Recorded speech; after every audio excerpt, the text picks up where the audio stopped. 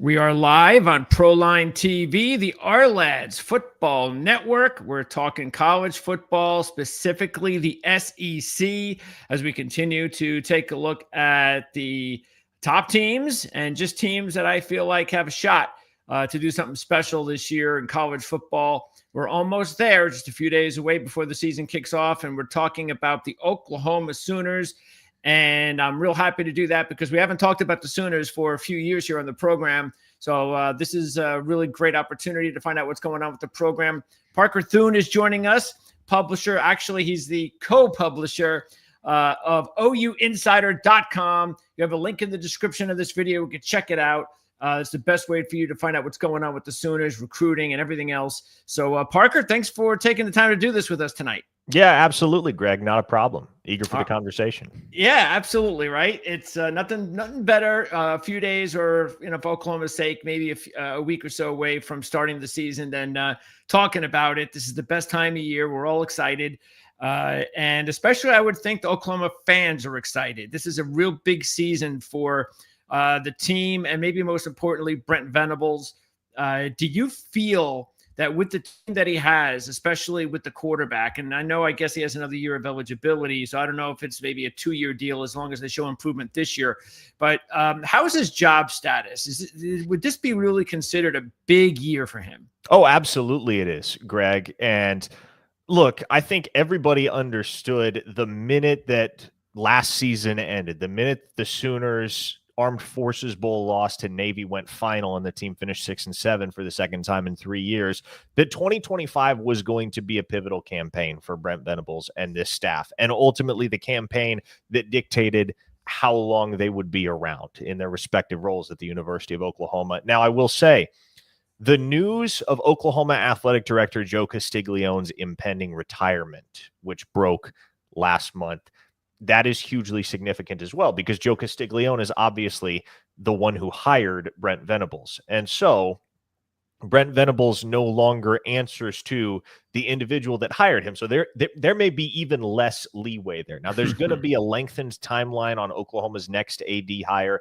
It may or may not happen before the end of the football season, but you figure as a head ball coach, you have an ally in the AD that hired you more often than not. And that's not to say that whoever is appointed as Oklahoma's next AD won't also be an ally to Brent Venables, but obviously there's naturally going to be a little bit less partiality there to Venables from somebody that didn't make that hire back in 2021. So yes, to answer your question, absolutely pivotal campaign ahead, and one in which Oklahoma has to win. Yeah, we'll talk more about the matter of fact, the win total, the schedule, and things of that nature towards the end of the interview.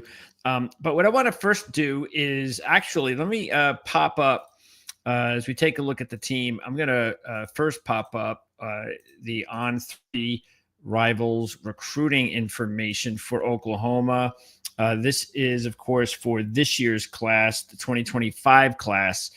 And tell them, I think there were 10 4-stars, I believe I saw. It depends on which service you're utilizing, but yes, if you're going according to the On3 Rivals rankings, I believe that figure's correct. 10 out of 18 signees were 4-star guys. And out of those, and again, I know it could be anybody, 3 stars, a 5-star, but out of these players, these freshmen, who has the best chance to contribute this season? I would say the 2 guys with the best chance right now are wide receiver Elijah Thomas, who's a native of Shakota, Oklahoma, a guy that, in my mind, pretty clearly established last season during his senior year out at Shakota that he was the top player in the state.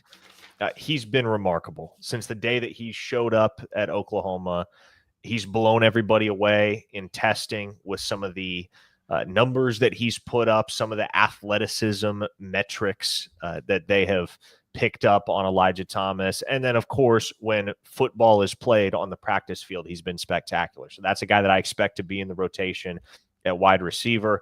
Also expect the true freshman Cortland Guillory out of Spring, Texas, is a guy that's going to immediately slot in as a rotational contributor at corner. I would say he maybe has had the strongest offseason of anybody on the roster, just in terms of how much buzz has percolated from within about Cortland Guillory and what he's capable of being and becoming at Oklahoma. And then the top two signees in the class from a rankings standpoint were offensive lineman Michael Fasusi and Ryan Foje. I would expect both of those guys to be in Oklahoma's initial two deep when the depth chart drops next week. Okay. I'm going to pop up, speaking of depth charts, the Art Lads depth chart. Matter of fact, if you see anything like completely out of whack, please let us know. Okay. So you know how hard it is in college, that's for sure. So let's first of all, let's start on the offense and the offensive line, because in other words, a lot of injuries last year. And they bring in Derek Simmons. I guess that's their top transfer lineman from Western Carolina. So what do you think about the state of the offensive line? You mentioned one of the offensive linemen, one of the freshmen. And I see Tucker, who does the depth charts, does a great job with it. He has a couple of freshmen on the two deep there. But talk a little bit about what you think about this year's version, as long as they stay healthy. Yeah, a lot of experience. I think the only thing that I would flip-flop there when looking at the R-Lads projection is I do expect Heath Ozida to break camp as Oklahoma's starting left guard over Eddie Pierre-Louis. But other than that, Okay. the starters you're looking at, you look at Jacob Sexton, a senior at left tackle. Obviously, Derek Simmons, whom you mentioned, is a sixth-year senior at right tackle. Fabechi Wiwu's a fifth-year senior at right guard, and Troy Everett is a fifth-year senior at center as well. So a ton of experience, guys that have played a lot of ball, whether at Oklahoma or elsewhere. And there's a reason why Derek Simmons was one of the most coveted offensive linemen in the entire transfer portal cycle this past winter. He's an excellent pass protector in particular. I believe he's only allowed one career sack between his time at Tusculum, Abilene Christian, and Western Carolina. So he was due for a step up in competition. OU had to fend off Alabama for his services in the portal. And anytime Alabama's involved for a guy, you tend to figure, okay, he's a ball player. He's pretty good. And Derek Simmons has been since arriving at Oklahoma. Now, he's missed a couple of weeks of camp in concussion protocol, but upon his return, he's fully expected to be Oklahoma's starting right tackle, and the returns on him have been quite strong throughout the offseason. Are there any blue chip players on the line? In other words, any players that you think have the potential to be, day one or day two NFL prospects? I would say you're looking at two potential day two guys at the tackle spots in Sexton and Simmons. I don't think that's shooting too high in their cases. Now, it's going to take strong tape this year. They're going to have to perform. They're going to have to stay healthy. They're going to have to be the reliable bookends for this offensive line if they're to eventually occupy that tier on NFL draft boards. But it's certainly within the realm of possibility for both of those guys. Okay. Sticking on offense and speaking of injuries, the wide receiver room, boy, that was just decimated last year. And they've had some injury issues for a little bit now. And this is what they got to get going. Especially with Mateer there, they brought in 3 transfers, as we see. Gibson looks like he could be the most interesting because he put up big numbers as the second team all FCS prospect there. Carter came from McNeese State, another FCS school. And then they get the one kid from Arkansas. And they also added the tight end from Pittsburgh State, who played at Kansas for 4 years. I guess you could say he played there. He had one catch. But talk about some of those guys, the new guys that you think might have the most impact. Yeah, no doubt. It's been a pretty thorough overhaul for Oklahoma in the wide receiver room. You look at some of the guys that were expected to make big contributions at that position a season ago. Nick Anderson left for LSU. Andrell Anthony took off for Duke. You had Brennan Thompson transfer out to Mississippi State. J.J. Hester bailed for Kentucky, among others. And Oklahoma, in addition to bringing in 2 outstanding true freshmen in Elijah Thomas, whom I already mentioned, and Emmanuel Choice, they added 5 transfers at wideout. Giovanni Gibson, I would say, is easily the highest ceiling of those 5 transfers. The word before he got hurt in spring practice was that he was flat out the best wide receiver on the roster and a truly special athletic specimen. So he's getting close to resuming practice. And so once he does get back on the practice field, it'll be interesting, obviously, to see what that looks like in the aftermath of an injury that's kept him on the sidelines for close to 4 months now. But everybody in the building was oohing and eyeing over Giovanni Gibson throughout the spring. Isaiah Satania, the Arkansas transfer, I expect him to start week 1. He has been, by all accounts, John Mateer's favorite target throughout the offseason, and particularly in fall camp. They've developed a really strong rapport. And Satania is a guy that I'm just getting the sense, based on the conversations I've had with folks that are well-placed, is that he was just kind of held back by a less than ideal offensive situation at Arkansas, but he has quite a bit of untapped potential that he should be able to tap into now with his new situation at Oklahoma. Jermichael Carter, the McNeese transfer, he'll be a candidate to see snaps, as will Josiah Martin, the Cal transfer. And then the other transfer they brought in, the 5th, Keontez Lewis, formerly of Southern Illinois, had a strong year, not a Giovanni Gibson-esque year. Giovanni Gibson eclipsed 1,200 receiving yards at Arkansas Pine Bluff a season ago. Keontez Lewis had a modestly productive 700-plus yard campaign at Southern Illinois, but he's a guy that previously spent time at UCLA and Wisconsin before his one-year stint at SIU. Now he comes to Oklahoma as a fifth-year senior. It's his last chance to give himself a shot at the NFL. And he has been a big stock riser throughout the offseason. So he's been dealing with a little bit of a hamstring issue throughout fall camp to this point. But the fully healthy version of Keontez Lewis is a guy that Oklahoma is very excited to see on the gridiron this season. Okay, so if everybody could stay healthy, or at least most, because it does look like it's it's got a deep unit, then a much better outlook. Definitely at that position for 2025. So you think then Satania, Burks, Gibson, is that what you're looking at as the top 3? Satania, Burks, and Gibson is more than likely not going to play week 1. Okay. I would expect him to return early in the season, but there's really no reason to deploy him against Illinois State. That's a game that Oklahoma will win running away with or without Giovanni Gibson. So I would say Burks, Satania, and Zion Kearney, if I had to guess right now, are probably your 3 starters at wide receiver week 1. All right. And taking a look at the rest of the offense, might as well. Well, first of all, tight end, as I mentioned, you've got this Huggins kid coming over from Pitt State, and Kent also a transfer. So do you think those are the top 2 tight ends? I think Kent is probably the guy that starts week 1. I do expect Oklahoma to use 4, maybe 5 tight ends. I mean, all of the guys that you have listed there, Huggins, Kent, Jaron Kanik, a converted linebacker, and then Caden Helms is a guy that I've been told repeatedly throughout the offseason is probably the most well-rounded tight end that Oklahoma has. He's also a really, really impressive physical specimen at 6'5", 239 pounds. So he may be the answer. If there is an answer for Oklahoma at that position group, if one guy is the answer, it may be Caden Helms. He's dealing right now with a broken hand that he suffered toward the beginning of camp. So practicing through it, he's got a soft cast on, but obviously that inhibits your ability to catch the ball, no doubt, which is an important aspect of playing the tight end position. The other guy that's going to be in the mix for playing time, don't see him listed there, is a redshirt sophomore, Cade McIntyre as well. But I would say Kent is probably the one with the slight leg up right now to be the starter. I would expect at minimum UC snaps for Huggins, for Kent, for Kanik, and for Helms, at least early in the season until Oklahoma gets a sense of who's separating at that position. Okay. But no difference makers like we see at running back with Jaden Ott. And that's such a big addition. And of course, Ott last year, we know what happened. But a couple of years ago, man, he was one of the more obscure running backs in the nation, especially when you play for Cal and you're out west. Not a lot of fans get the opportunity to see a player like Jaden Ott. So, yeah, what are the Sooners getting with Ott?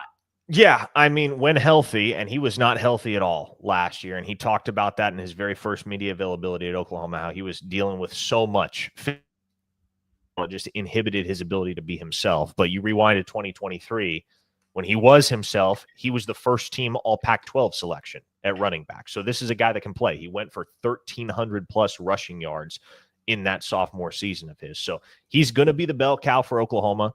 He's going to dominate the snap count at running back. But this backfield, Greg, this might be the deepest position group on Oklahoma's entire roster because you have a senior in Javonte Barnes who has dealt with injuries of his own the last couple of years, but Last time he was 100% was as a true freshman in 2022 when he rushed for 100-plus yards and 2 touchdowns in his 5th collegiate game, and emerged throughout the campaign as the primary handcuff to Eric Gray, who rushed for over 1,200 yards that year. Xavier Robinson came on real strong down the stretch for Oklahoma last season. When they had not much else going for themselves offensively, Xavier Robinson was able to get into a rhythm, had a huge game against Alabama, as many will recall, and he looks well positioned to reprise a key role in the backfield. Taylor Tatum is the former #1 overall running back recruit in the country in the 2024 cycle. He's had issues with pass protection. He's had issues with ball security, but provided he works out the kinks, I think without question, he's got the highest ceiling of anybody in the backfield. And I tell you what, though, that last guy you have listed there, Torrey Blaylock, is not somebody that coming into fall camp I expected to do anything but redshirt in 2025, just because of the depth that is there in Oklahoma's backfield and the talent therein. He's a true freshman, former 4-star recruit out of the Houston area, Atascocita High School down in Humble, Texas. Torrey Blaylock has been superb from the jump in fall camp, to the point where they're going to have to find him snaps, is the word I've gotten out of camp to this point. Is he's simply been too good, too consistent, too explosive for them not to get him on the field in year one. So Torrey Blaylock has kind of forced the coaching staff's hand, it would seem. That sounds like a very good backfield when you're talking about Ott as the centerpiece. And, of course, hopefully he stays healthy. But looks like Oklahoma is in pretty decent shape, even if something happens where he misses a game or two.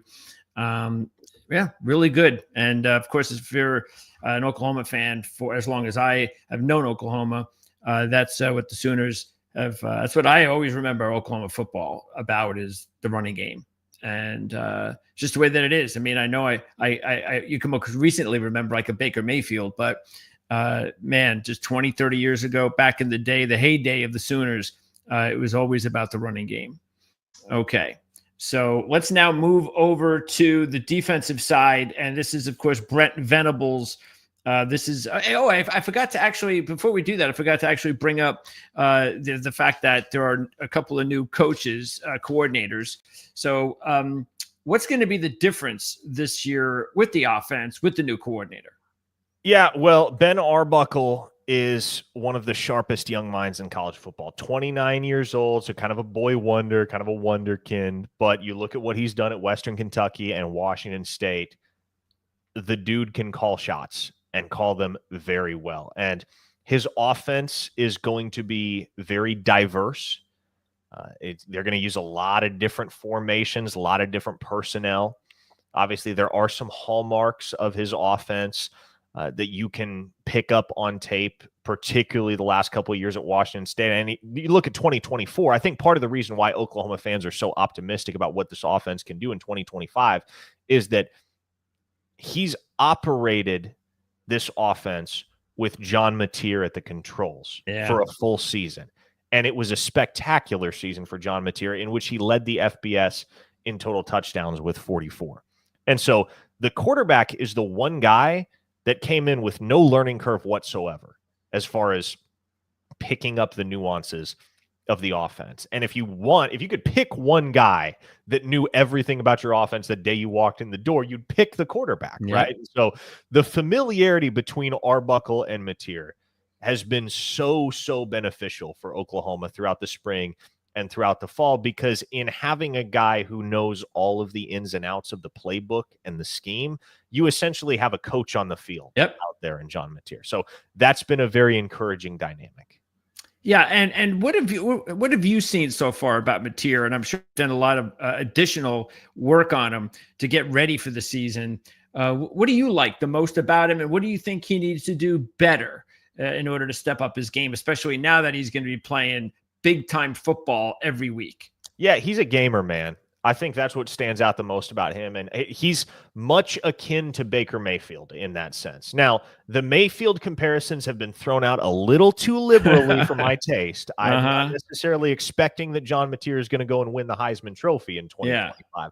But stylistically and in terms of personality, there are a lot of parallels to the guy that is widely regarded as the most iconic Oklahoma football player of the 21st century in Baker Mayfield. So, man, he's obviously got a little bit of funky arm action. It's a low release, kind of slings it from the shoulder. And that has some people, including myself, to an extent, a little bit worried about how he's going to compensate for that, if he's going to need to compensate for that, going up against some of the big bodies that you're going to see in the trenches in the SEC, guys who'll be able to get their hands up and deflect passes with a little bit more frequency than perhaps John Mateer is used to playing a Mountain West schedule last year at Washington State in the remnants of the Pac-12. And so that maybe is the concern I have, as well as just adjusting to the real-time speed, because dudes are faster in the SEC than they are in the Mountain West.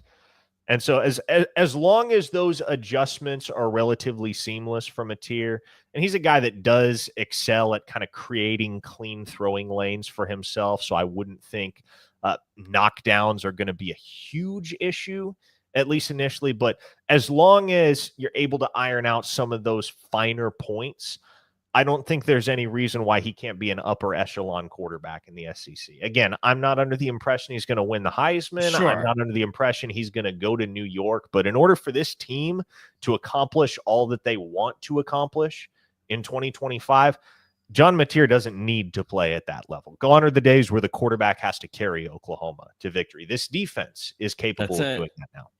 And that's what we're going to do now is talk about the defense. And even though there's a couple of co-coordinators, new guys, the fact is this is still Venables' defense, correct? Yes. He's going to be calling the plays. Has he called the plays the whole time? No. So he had called plays off and on in 2022 and 2023 when Ted Roof was the DC. Last year, 2024, it was his protege, Zach Alley, who was serving as Oklahoma's shot caller defensively. But, of course, Alley departed for West Virginia. Venables and company made a run at Jim Knowles, who was then at Ohio State, wound up choosing Penn State over Oklahoma. And so at that point, Venables decided, you know what? It's my show in 2025. Yeah, I think that makes a boatload of sense. I mean, just look what it's done to Baylor. I know it's a different program, but they used to, of course, be rivals, and it's done wonders. I know it's been only 1 year, but things have already changed at Baylor just because of that decision. And I always think that's the right decision, especially when your job's on the line. Okay, so let's talk about this defense. Only one out of all the transfers we talked about on offense. There's only a couple of guys here on defense. And I know Marvin Jones' name really well. His dad and I actually did business years ago. Wow. I interviewed him on our show down in the Boca Raton at the old Pete Rose Ballpark Cafe in Boca Raton, Florida, and it was a lot of fun. And so we had a nice little connection for a little bit. So it's amazing that his son's there, but I know he's looking to break out, because that is a question I'm going to ask you too a little bit later, to give me a couple of breakout guys, because that hasn't happened yet. Maybe that's the reason why he wants to change the scenery. But Kendall Daniels is also a very intriguing player because of the fact that, unlike Jones, Daniels has already produced. Yes, no question about it. He has been excellent at times over the course of his 4-year collegiate career at Oklahoma State. Last ride in 2025 with the Sooners after hitting the transfer portal this past winter. So Daniels is a versatile guy. Expect him to play quite a bit at Oklahoma's cheetah position, and also expect him to play quite a bit of inside linebacker as well.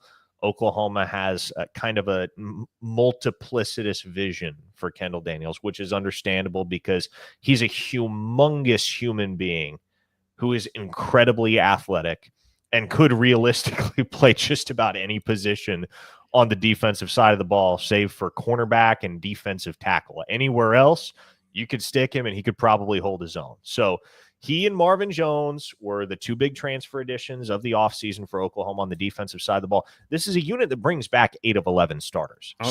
There's not a ton of turnover. Now, they do have to replace 3 guys that are now playing NFL ball in Billy Bowman, Danny Stutzman, and Ethan Downs. So the 3 that they lost were key contributors, no doubt. But Kobe McKenzie, a redshirt junior, has been groomed to take over that middle linebacker role from Stutzman. He's played a lot of snaps for Oklahoma the last couple of years, so it's not as if he's going to be out of his depth. The addition of Daniels certainly gives Oklahoma additional depth and flexibility there at linebacker. Jones is likely to start opposite R. Mason Thomas, a defensive end for Oklahoma, and for him, it's just a question of whether he's able to finally tap into that 5-star potential that everybody saw in him coming out of high school. And he's produced a little bit at Georgia and Florida State, but not commensurate with what you would expect from a 5-star prospect. So this is the year for Marvin Jones to do that. He's gotten quite a push for that starting job from redshirt sophomore Taylor Wine. So I think that's been good for Marvin Jones as well. And then filling Billy Bowman's old role at strong safety is going to be another former 5-star in Peyton Bowen. And that's also a guy that has played quite a bit of football for Oklahoma over the last couple of years. So you have experienced dudes stepping into the 3 starting roles that were vacated by guys that graduated and moved on to greener pastures at the professional level. Okay. I wanted to ask, because I was taking a look at it just over his stats, and I found it interesting because I know in 2023, he put up the big tackle numbers, but that was pretty much it, besides a couple of picks. But then last year, his tackle numbers were down, but everything else was up. the sacks, the PDs, tackles for loss. Did you notice that they played him differently? Did they have a different scheme? What did you find out about that? And maybe it goes down the line of what you were saying is this is a guy you can pretty much play anywhere. Yeah, and it was just a weird year at Oklahoma State last year. It was. Yes. I'm not sure how much you followed that program, but boy, what a tumultuous, bizarre year that was for them. And Kendall Daniels was kind of caught right in the thick of it. They went 3-9, didn't win a game in the Big 12. And it very nearly cost Mike Gundy his job. So, yeah, with some of the quirks in the calculus at Oklahoma State on the defensive side of the ball last year, I mean, it did result in the dismissal of defensive coordinator Brian Nardo. So they cleaned house in many ways, and Gundy brought in virtually an entirely new staff, and it kind of behooved Daniels to seek a change of scenery as well. Yeah. And he had very nearly come to Oklahoma out of high school. He originally signed with Texas A&M, did not last long there before asking out of his letter of intent and signing with Oklahoma State. But there was a lot of familiarity. There was a lot of comfort with the program at Oklahoma. And so it just made sense. You need a guy that can play that cheetah. You need a guy that can play inside linebacker to really feel good about the defense heading into 2025. And how convenient was it for Oklahoma that they had a guy that was right up the road in Stillwater? That's it. All right. Now, I want to ask you about some of these holdovers, the top players to keep an eye on. You mentioned R. Mason Thomas. Of course, we know he led the team in sacks last year. Kip Lewis at linebacker. So who else should we be keeping an eye on as far as the top players that returned from last year? On defense, starting first of all. A guy that's had a huge offseason and really come on strong over the last couple of weeks of fall camp is sophomore Reggie Powers, who is a guy that can play cheetah, and he can play that strong safety, and the Sooners are going to find him snaps at either or both throughout the season. He has been phenomenal, really made a state. Quite frankly, Greg, I think there's a decent chance that he is starting at cheetah week 1 over Kendall Daniels, which would be no small feat whatsoever. Now, Kendall Dolby, who is Oklahoma's incumbent at the position and maybe the most valuable player on the entire defense when he's active and he's available, he missed the last 8 games of last season with a dislocated ankle that he suffered against Tennessee, and he's been dealing with a variety of ailments throughout the summer and early fall that have him on track to miss at least probably the first game or 2 of the season. I would think there's a chance they get him back from Michigan September 6th. But in his absence, Oklahoma is going to lean on Kendall Daniels and Reggie Powers at the cheetah position. And when Dolby does return, I expect him to get some run at outside corner in addition to cheetah. So Dolby's going to be on the shelf at least for a little while longer, as is Eli Bowen, who was a freshman All-American last year at that cornerback position. And that goes back to the guy I mentioned when we talked about that 2025 recruiting class. Cortland Guillory is definitely putting together a case to start week 1 opposite Gentry Williams. Now, he faces some really stiff competition because Jeremiah Newcomb and Davon Jordan, a couple of second-year guys, have had incredible off seasons as well. So the depth looks really strong for Oklahoma at corner, even in the absence of Eli Bowman. Okay, very interesting. Offense. Give me a couple, because you take a look at the offense. We talked about, well, actually, we didn't really zero in too much on Burks. I'm sure he'd like to have a big year. A lot was expected last year, but we all know what happened last year there. And since there's so many transfers, and even maybe a freshman or two that is taking up most of the skill positions, except of course up front in the offensive line, is there, like, who would you say is the top holdover from last year on offense? On offense, man, it's really, really hard to not pick Deion Burks. But then again, it kind of feels weird to pick Deion Burks because he only played 5 games for Oklahoma last year. But when you look at that Purdue tape and some of the stuff he did early in the season for Oklahoma before he started dealing with injury issues, man, it's clear that as long as he stays healthy and as long as the targets are coming his way in 2025, he could be one of the more electrifying players in the entire SEC. I mean, I think when you're looking at returners, it probably has to be Deion Burks on the offensive side of the ball and then R. Mason Thomas on the defensive side of the ball, who's one of the more adept pass rushers in the entire country, coming off a season in which he had 9.5 sacks. So those are the two I would say that headline either side of the ball when it comes to the returners, guys that made contributions last year and are expected to have big years in 2025. All right, give me a breakout player then on offense. Okay. Someone that, and we'll stick again with the veterans. Give me a guy that you think could take that next step. Among the veterans.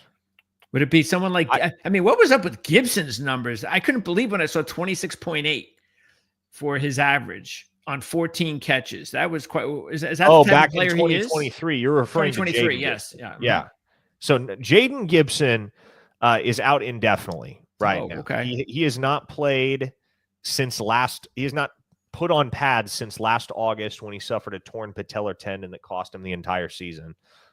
He suffered a setback in April that kicked the timeline back even further. So he has not resumed practicing, and I haven't gotten the impression that he's particularly close to getting back on the practice field. So that's just kind of a wait and see situation right now for Oklahoma.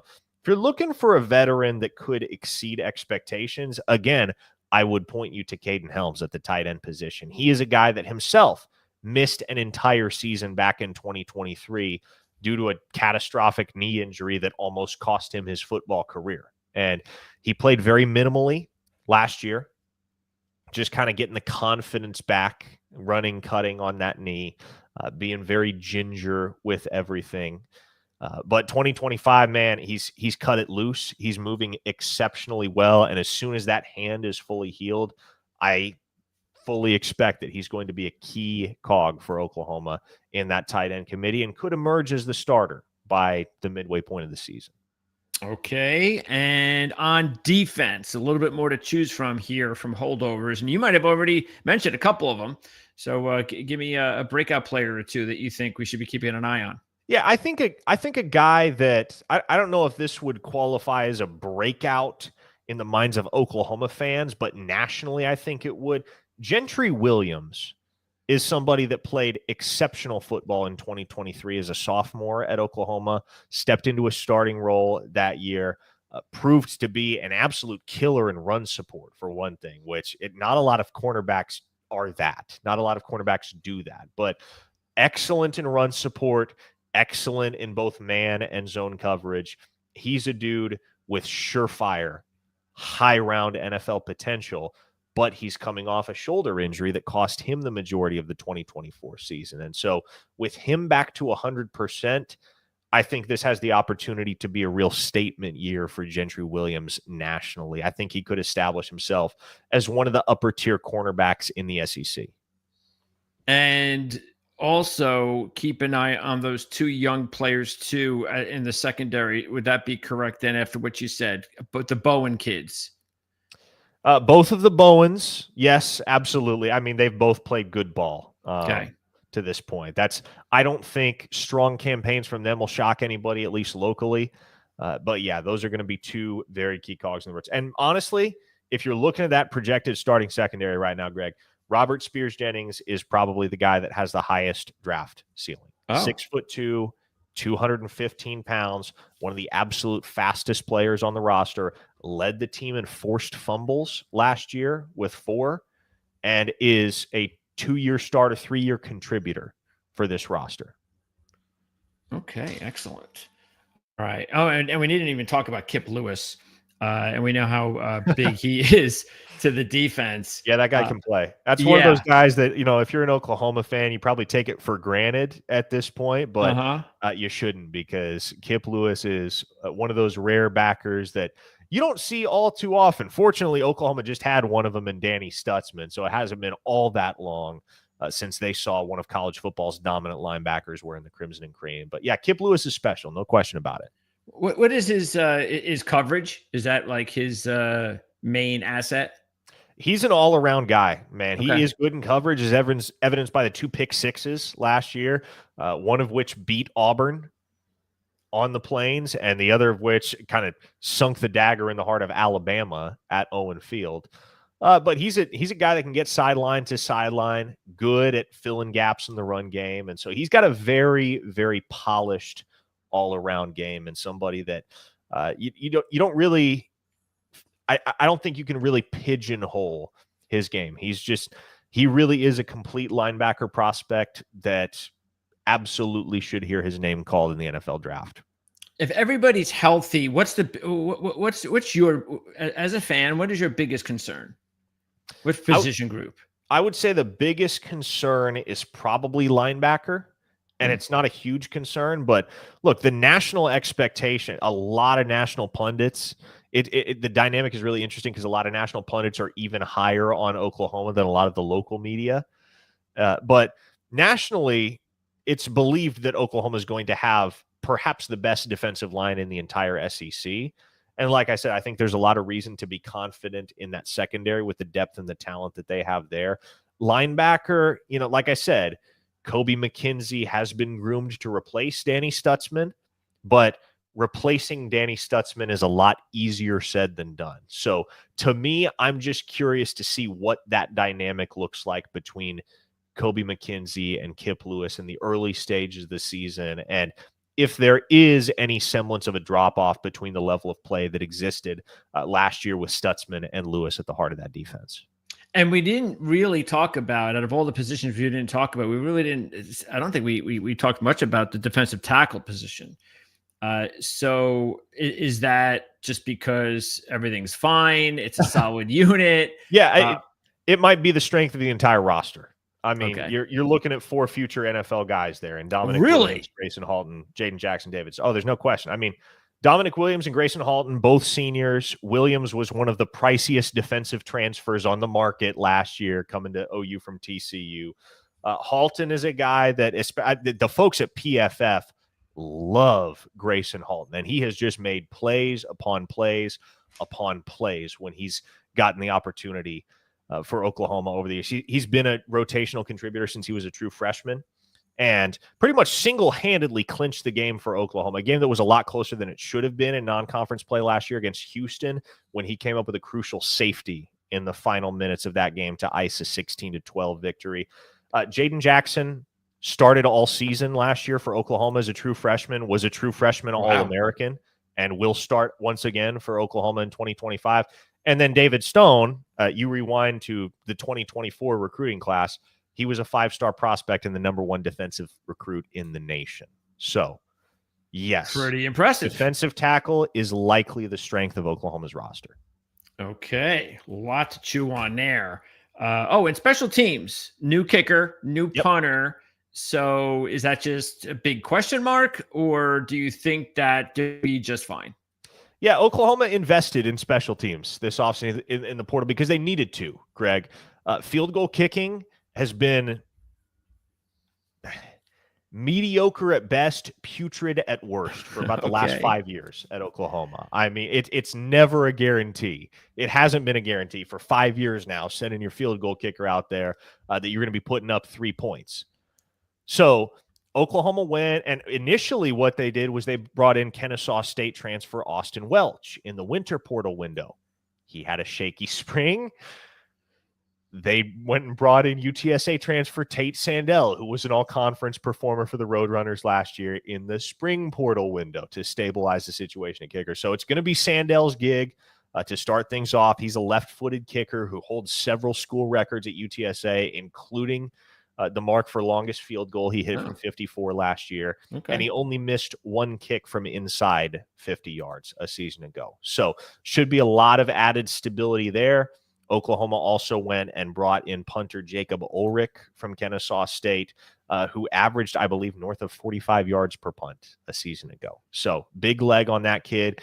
Obviously, you hope you don't have to use the punter a whole heck of a lot, but Oklahoma's playing SEC football. So you're going to want to have a weapon at that position because at a certain point, you will get into a field position struggle with an opponent. All right. Now, as we wrap up, Oklahoma sits here. Where are we? We're in the SEC numbers. They are, 8, 9. They are the 10th choice. Vegas has them 10th choice at 28-1, tied with Auburn. And there's a big gap after that. As you mentioned, there are a lot of people that are looking at Oklahoma. I think the biggest reason is definitely this year. With that defense and with Venables, that's not been the problem. Everybody knows that. And then now that program gets a quarterback. So that's what I think us outsiders probably see. But I will say that the one thing that holds even me back as an outsider from wondering whether or not they can really have a special season is just I haven't seen it yet from Brent Venables as a head coach. And that's the thing that we just all have to see. Now, maybe it'll click. I've seen questionable coaching, first-timers struggle for a few years, and then boom, they have that big year, and then 10 or 15 years later, they're considered one of the best coachings in the industry. So what do you think? What's your observation about Venables as a head coach, and where's the fan base on Venables? Yeah, well, fan base is very divided. A lot of folks would, I think, even before the 2024 campaign was over, a lot of folks were ready to cut bait. They saw him as responsible for the outcome of the 2024 season, which realistically, you can't pin that on one single individual. Can't pin it on Venables, can't pin it on the ex-offensive coordinator, Seth Luttrell. It was fired mid-season. Can't pin it on the starting quarterback, Jackson Arnold. Look, when you have the litany of injuries that Oklahoma had to deal with a season ago, the ceiling is only so high for an operation that was so beset by hardship in that department. So the fan base is divided, as you would expect for a guy that's gone 6-7, 10-3, and 6-7 in his 3 years as head coach. But I think he's easily got his best roster to date in 2025. It does look like that. He also faces his toughest schedule to date in 2025. It does look like that. So yes, it's a matter of which outweighs the other. And I think when Michigan comes to town on September 6th, will be an early barometer of where things stand in that regard. Yeah, that's the thing. I was looking at their win totals, and their win total. This really surprised me. I had to do a double take to see am I getting this right? That they only have 6.5 wins for Oklahoma. Now, I get it in a way when you think about it. You just went over the records. And they haven't put themselves in that position of being a dominant SEC team yet, or even be on that level with Venables. But still, when I look at the schedule, and I know it's tough, but they have the 3 wins that you just give them, say. So really, it's if I think Oklahoma is going to win 7 or more games, all I need to do for Oklahoma is see the Sooners do is go 4-5 against the other 9 games. And why can't they do that? I mean, I'm not even asking them to go 500 against the tough part of their schedule. So I'm a little bit surprised that it's only 6.5. Yeah, I think when you look at the way that the schedule lines up too, Greg, what you'll notice is that it's backloaded. Now, Oklahoma always plays Texas in the Cotton Bowl, second Saturday in October, one of the iconic rivalries in college football. Everybody's aware of it. And it is always the fulcrum on which Oklahoma's season swings. There is so much that is dictated by the outcome of that Texas game for both programs. And so that is going to be the defining moment, the defining week for Oklahoma. But if you look at the front half of the schedule, the 5 games leading into Texas, they play Illinois State. They play Michigan at home. They play Temple. They play Auburn once again at home. And then they play Kent State. There is, I would say, a likelihood at this point that Oklahoma is going into Dallas 5-0 because they should be able to hold serve on their home field against a program in Michigan that's dealing with some injury issues of their own right now, and maybe starting a true freshman quarterback in Bryce Underwood. And then I don't know what in the heck's going on down at Auburn. They have 3 offensive coordinators and 3 quarterbacks that they want to play, one of which is former Oklahoma starter Jack Arnold. That'll be fun. I don't know, man. Like, and who knows? Maybe I feel completely different when I see them week 1 against Baylor, but that's kind of feeling like it might be a dumpster fire in 2025 to me. So that is a very, very winnable 5-game stretch. Like you can run the table with those first 5 games, no question. However, Texas hits, and that's going to be a challenge because it always is, regardless of how those 2 teams stack up on paper. It's a war every year between those 2 programs.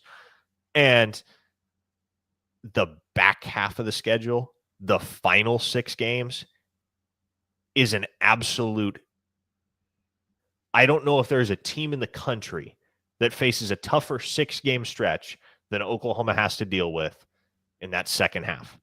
Ole Miss, Tennessee, Alabama, Missouri, LSU, and of course it all starts right on the other side of the Texas game. They get a bye week, but then they got to go out to Columbia, South Carolina, to Williams-Brice Stadium to take on a program that whipped them 35-9 in their building a season ago. So Oklahoma needs to go 5-0 to start the season, because I think if they don't have that momentum, if they don't have the wind in their sails that going 5-0 to start the year would give them, then, man, I think that schedule down the stretch, the meat of SEC conference play, just looks even more perilous for this program. Yeah, I guess, and you would know more than me. You just said it as far as how the teams react after the loss. But you would think if it's a close game and they're competitive and they're 5-0, that it wouldn't affect them as much. And I will say this: whoever loses that game, and let's say it's Oklahoma, just take a little bit of a, take a little bit of a reminder of what happened last year with Ohio State and how they were able to rebound after losing their pivotal rival game, especially the way that they've been losing in Michigan the last several years. So you can do it. And that's really what makes a really great team sometimes. And that's what made Ohio State a great team last year, was showing adversity when you lose the big one. So, but yes, you're absolutely right. Very tough schedule. Second half of the season, there are absolutely no gimmies at all once you get past Kent State. But still, I think they can at least go 4-5 in those 9 games, which is why I think that they're at the very least a 7-win team, if not a team that can win 9 games and put themselves in a position for a playoff spot. What do you think about Oklahoma's chances for a playoff this year?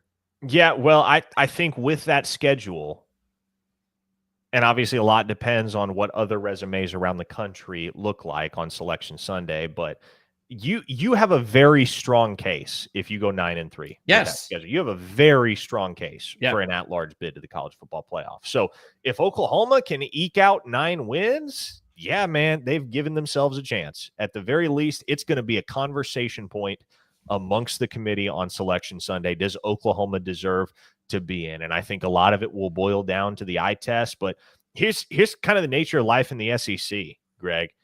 Every game is winnable and every game is losable. Yeah, for that's instance, pretty much it. Yeah. Nothing illustrates this point more clearly than last August, when everybody in the Oklahoma market, local media, was trying to figure out what the 2024 campaign would bring and who was going to be good and who wasn't going to be good in the conference. You know what was the one game that everybody pretty much had sharpied in as a win on Oklahoma's calendar in SEC play? It was South Carolina. That was the opinion of South Carolina at that point was, oh, South Carolina, especially at home. Yeah, that's a win for Oklahoma. Yeah. No question. If you can't guarantee anything else in SEC Sure. play, you can guarantee they're going to beat South Carolina on their home field. And it was the most lopsided game of the year Yeah. for Oklahoma. I mean, maybe not as far as the score is concerned. I guess they did lose by more points to Texas. But that South Carolina game was over in the first 6 minutes. They trailed 21-0. It was never competitive.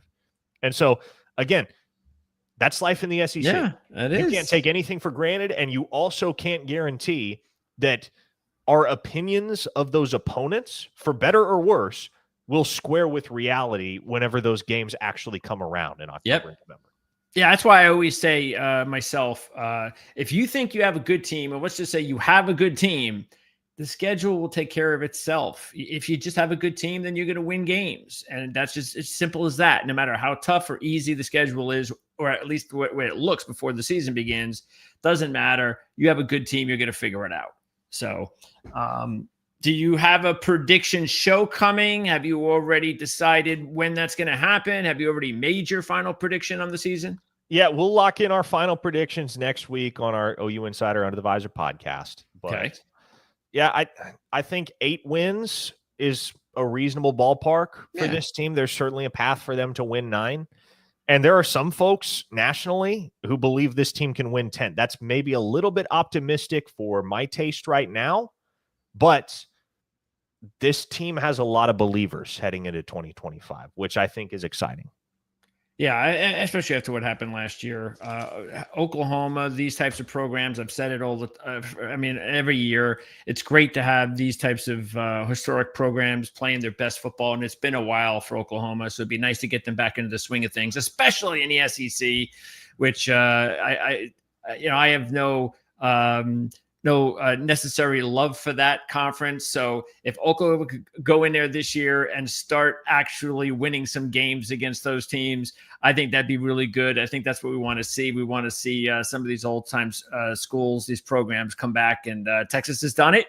So now it's Oklahoma's shot to do it again. And we'll find out, like you said, week 2 against Michigan. That'll kick it all off for real.